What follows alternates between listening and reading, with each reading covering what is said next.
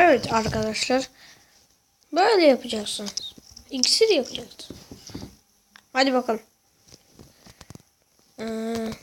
Ben şunu koyacağım. Acaba ne olacak la? Ne oldu la bu? La? Denem etti la. Yardım edin. Çıplak olun. Evet, çok güzel bu la. Şundan koyayım. Şundan. Azıcık da şundan.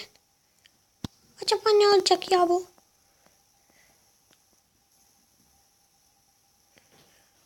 Ha! Ben bir şeytanım. Ha! Korkun benden. Çok güzel o. Azıcık da şundan. Hadi. Güzel bir şey ol lütfen. Ya bu ne la? Ne oldu la ben? Hayır. Azıcık şundan. Azıcık da şundan. Azıcık da bundan. La ne oluyor? Ha, yardım edin lan, yanıyorum lan. Yanıyorum lan. Ha. Hayır.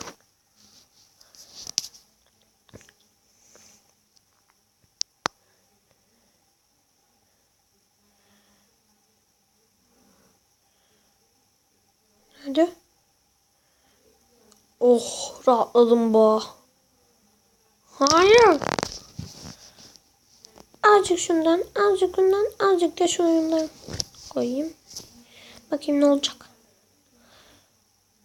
Kırayım.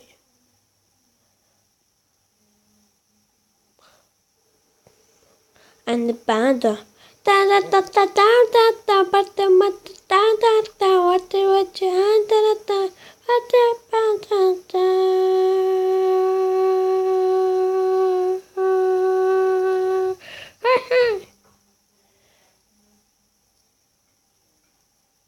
Bravo.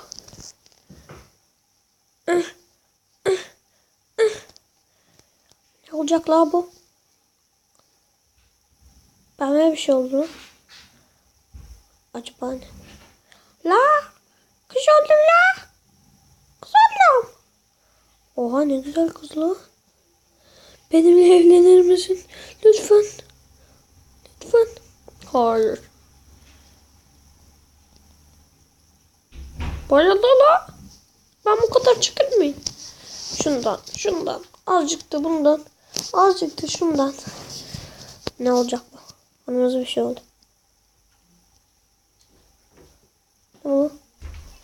La!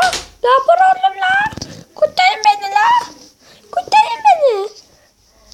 Ha!